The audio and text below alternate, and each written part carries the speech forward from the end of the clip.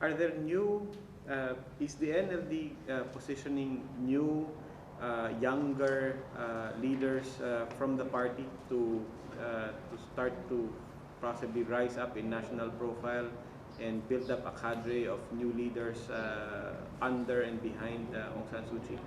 Since after Aung San Suu Kyi was released last year, and there was a realization, and there is a realization that the need for building up the second line leadership within the NLD, and the young active party members are being supported by the leadership. For example, the candidates, for example, Phieu Tin, who contested in the election, she is a young and very active, and she is now built up as one of the second line leadership. But still, there is a long way to go, because first NLD was suppressed for many years. So there is a very much need of institutional building, organizational building, and also there is a very much need of building up the young, capable leaders that could substitute the old leadership that is now with NLD today. The NLD, as everybody knows, the story goes all the way back to 1990, when the NLD won a majority of seats. How different is the NLD of 1990 to NLD now in terms of how the people see them and how the people would necessarily vote for them, looking forward to 2015? Yeah. First of all, in 1990, the people had very much high expectations from NLD, and because that was like a question of dictatorship, the military generals, and NLD. So they voted for NLD without necessarily knowing what NLD could do or what were the NLD's policies. But this now, they have expectation, but they didn't. The people doesn't have high expectations and realistic expectation. They know that the military, the government that was translated from the previous military regime is in power. They know that the party which was the previous one is in power. So they have expectation, but they don't put high expectations from the NLD. So for me, that shows political maturity of the people over these years. So NLD, but NLD also on the other hand have also challenges in delivering the promises it give now and also then, because there are two issues. One is constitutional amendment. 2008 constitution gives powers, special powers to the military, and the people do not want that. So NLD has challenged to amend this constitution, and the next election is in 2015. Another one is the role of ethnic nationalities, minority nationalities in the nation building, and there are fightings going on still, and NLD either now or then will have to deal with the issue of ethnic minority nationalities. Unless these ethnic minority nationalities are actively involved in the nation building, I think Myanmar or Burma that will be in next few years still will be a very much questionable.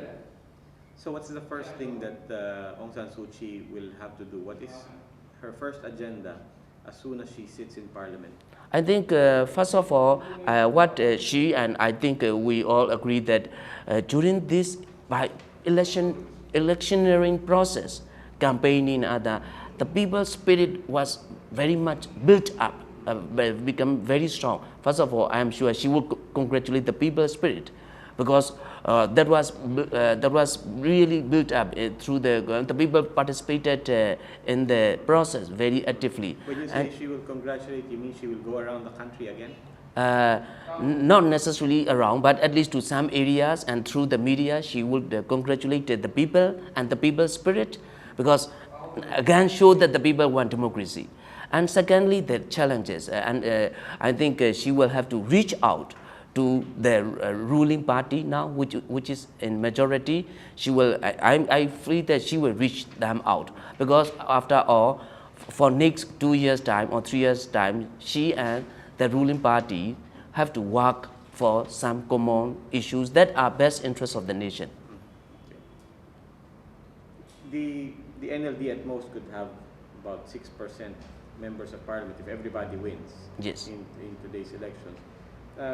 Do you think an effective coalition can be built around the NLD or Suu Kyi or Suu Kyi? Or will the opposition remain fragmented? There is a criticism on NLD's current the efforts, and also Aung San Suu Kyi's current efforts in participating this electoral process. Criticism. One of the some criticism, but one of the criticism is NLD is not reaching out to the like other-minded political forces, including the democratic parties that participate in the elections, and also not reaching out enough to the ethnic nationalities. These are the criticism right now towards NLD and Aung San Suu Kyi. I think Aung San Suu Kyi and NLD, after this election, after winning seats, maybe majority of the seats of the 45 parliamentary seats that are vacant, will have to answer these criticism. You have been part of the exiled media for a long time. What do you think happens to the exiled media now after these elections? Does this give them another signal to be more optimistic about what's going to happen inside the country? And also related to that, what can you say about the coverage of Yangon and Myanmar-based media of the election? Based on our experience of reporting this election, being in the country, like for example, I am now in Yangon office, our reporters are in the country. I think now there is a big space for the media in the country to be able to report effectively and on timely basis.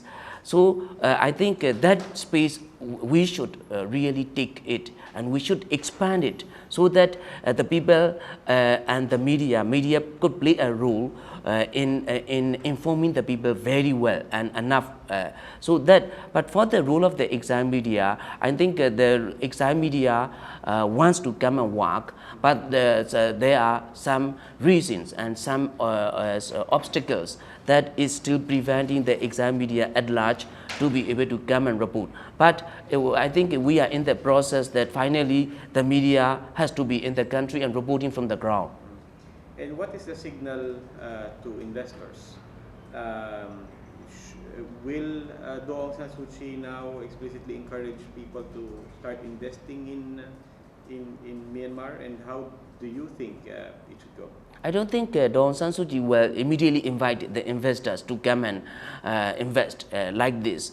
But definitely, I hope that I see that the foreign investors will be playing a big role in coming and investing, especially after the elections. The problems are not inviting or not coming. The problems are, one of the problems is the legal framework for the investors to be, so that they could do their business in the rule of law framework, and then also there are foundations needed for the foreign business to come and work. But I'm quite optimistic with the elections over, with NLD being in the parliament, with the process of these laws being amended or framed to give wheels for the foreign investment. I'm optimistic that foreign investment and foreign investors are coming to Myanmar.